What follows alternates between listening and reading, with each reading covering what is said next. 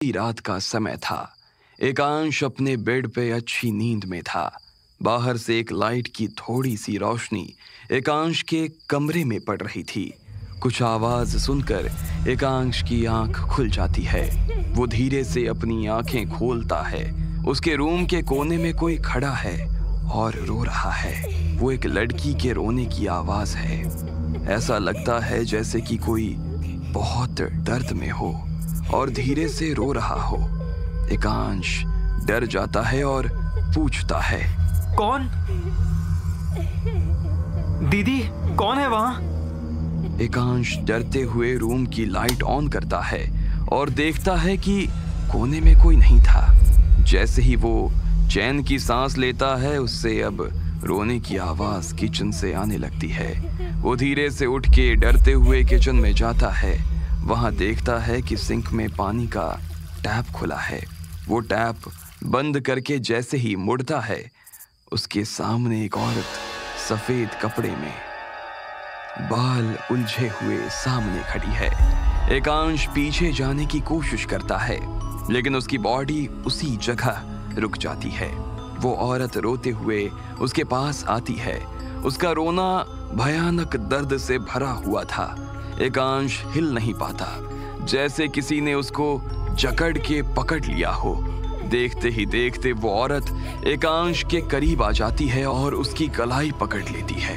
एकांश चीख नहीं पाता और वो औरत एकांश के कान में धीरे से बोलती है, मुझे बचा लो एकांश, मुझे बचा लो, नहीं तो मैं सब कुछ बर्बाद कर दूंगी। बचाओ मुझे, बचा लो। और ये कहते ही वो फिर से उसकी कलाइयों को जोर से पकड़ लेती है। एकांश एकदम से नींद से उठ जाता है और देखता है कि उसकी कलाई जल रही है। उसको ऐसा लगता है कि वो रात भर सोया नहीं है। उसे समझ नहीं आता कि ये हो क्या रहा है।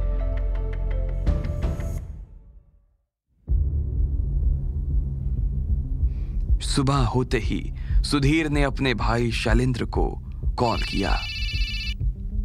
भैया, रात को आपने जमीन को लेकर कॉल किया था। हाँ सुधीर, मैं तुम्हें अभी जमीन के सारे कागजात भिजवा देता हूँ। भैया, आप मुझे जमीन के कागजात मत भेजिए।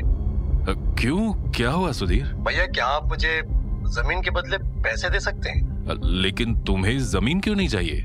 भैया, असल में एक विला की डील मिली है, जिसके लिए मुझे जल्द से जल्द पैसों का इंतजाम करना है और मुझे इस वक्त जमीन की नहीं, पैसों की जरूरत है। ठीक है, तुम जैसा चाहो। भैया, अगर हो सके तो क्या आप मुझे कल तक पैसे भिजवा देंगे?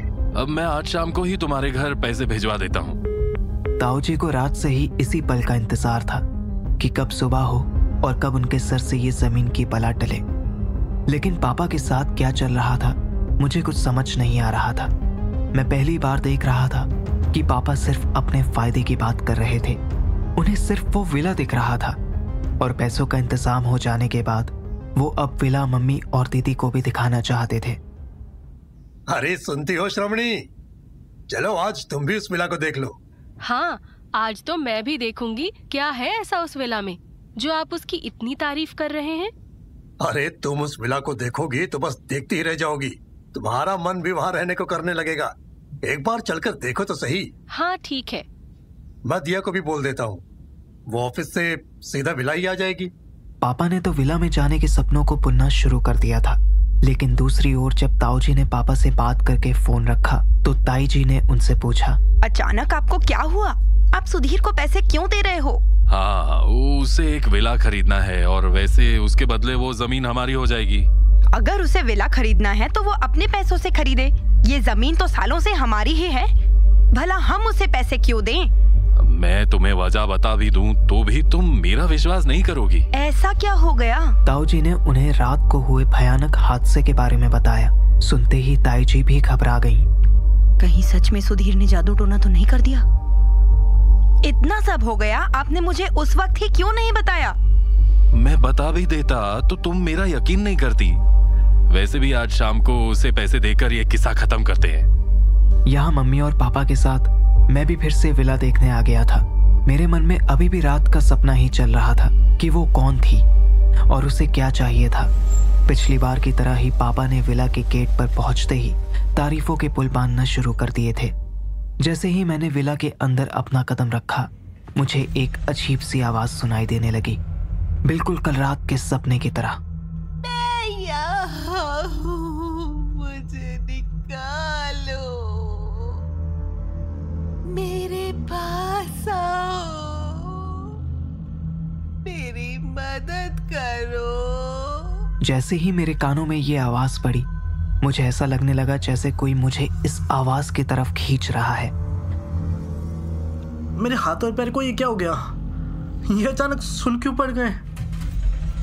मुझे ऐसा लग रहा था जैसे मेरे पूरे शरीर को जंजीर से बांधा हो।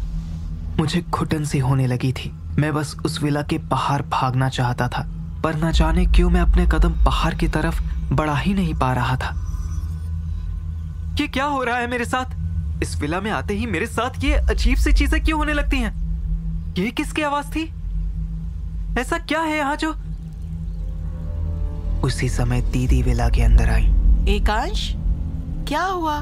तो इस तरह यहाँ क्यों खड़ा है? अंदर चल। दीदी, मैं अपने पैर बिल्कुल हिला नहीं पा रहा हूँ। ऐसा लग रहा है जैसे किसी ने मुझे जंजीर से बांध दिया हो। तू और तेरा नाटक।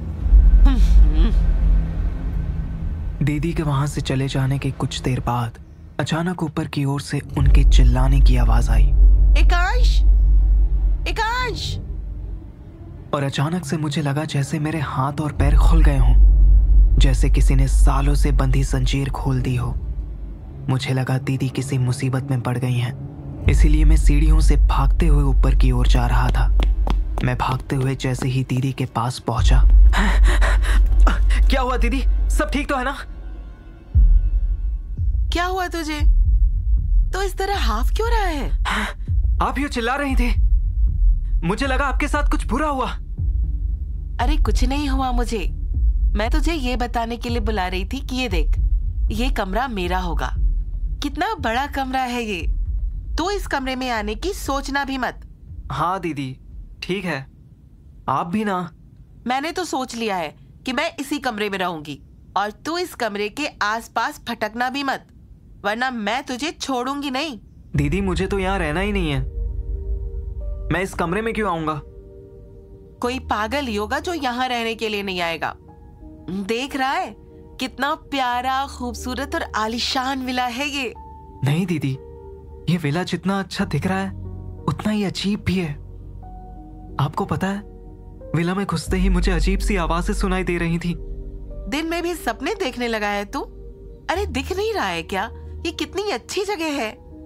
ऊपर से इतने बड़े शहर में होकर भी ये घर चारों तरफ से पेड़ पौधों से घिरा हुआ है। उस वक्त बस मैं यही सोच रहा था कि दीदी को अपनी बात का विश्वास कैसे दिलाऊं। उतने में ही दीदी फिर बोल पड़ी। एकांश, ये देख, ये खिड़की से वो झरना देख। झरना कितना नजदीक है ना, और कितना सुंदर भी। जब मैं यहाँ रहूंगी ना, तो पूरे टाइम मैं इस खिड़की पे ही बैठी रहूंगी। झरना भी दिखेगा और पानी की आवाज भी सुनती रहूंगी। और तो और घने पेड़ पौधे होने की वजह से सुबह सुबह चिड़िया भी हमारे आसपास उड़ती और चहकती रहेगी। उतना ही भयानक और खतरनाक भी। चुप कर एकांश, क्या बहकी बहकी बातें कर रहा है? देखना कितना मस्त झूला लगा हुआ है आंगन में। दीदी ने जैसे ही झूले की ओर इशारा किया, मैं बस उस झूले को देखता रहा। उसके बाद दीदी दूसरे कमरे में चली गई। तभी अचानक झूला अपने आप हिलने लगा। मैं घबरा गया। मैंने देखा हवा का कहीं भी नामो निशान नहीं था, पर फिर भी झूला आगे पीछे तेजी से झूलने लगा, मानो जैसे कोई उस पर झूल रहा हो।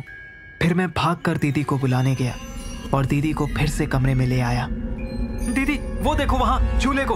हाँ, क्या हुआ? नहीं दीदी, ध्यान से देखो, वो अपने आप हिल रहा है। अरे यहाँ हवा देख कितनी तेज है, और इतनी तेज हवा से तो झूला हिलेगा ही। अरे अभी तो हवा नहीं थी, ये अचानक कैसे चलने लगी?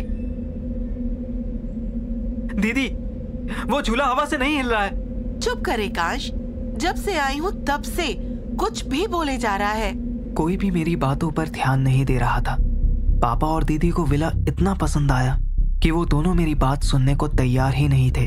पापा तो जैसे किसी के वश में थे ही, लेकिन अब लगने लगा था कि जैसे विला को लेकर दीदी भी किसी के वश में हो रही थी। विला देखकर जब हम सब वापस घर आए, मैंने मम्मी से विला को लेकर बात करने की कोशिश की। मम्मी, आपको तो विला पसंद नहीं आया होगा ना? आपको तो वहां जाने का बिल्कुल मन नहीं कर रहा होगा। बेटा, विला तो बहुत अच्छा था। पहले तो मेरा मन नहीं था जाने का, लेकिन उसे देखने के बाद मुझे वहां जाने में ऐतराज नहीं है। वहां का माहौल देखकर मुझे जगह बहुत पसंद आई। मम्मी की बातें सुनकर मुझे पता चल गया था कि मम्मी का भी मन बदल गया है, तो मुझे लगा कि मम्मी को सब कुछ सच सच बता देना चाहिए। मम्मी, मुझे वहां बहुत अजीब सा महसूस हो रहा था। विला में कदम रखते ही ऐसा लग रहा था जैसे कोई मुझे एक जगह पर बांधने की कोशिश कर रहा हो। और तो और वो आंगन में जो झूला था वो खुद ब खुद हिल रहा था। एकांश बेटा, हो सकता है ये सब तुम्हारा वहम हो। मम्मी, हम यहाँ पर नहीं रह सकते। मेरा वो विला जाने का बिल्कुल मन नहीं है। और तो और वहाँ ऐसा लग रहा था जैसे वहाँ कोई और भी था। बेटा, हम सभी को वो विला बहुत अच्छा लगा, और है भी कितना अच्छा। और अब तो पैसों का भी इंतजाम हो गया है। मम्मी मेरी बात समझ नहीं रही थी और उस बात पर मेरा गुस्सा बढ़ता जा रहा था। कोई मेरी बात पर यकीन क्यों नहीं कर रहा है? तभी मम्मी ने वापस मुझे गुस्से से देखा।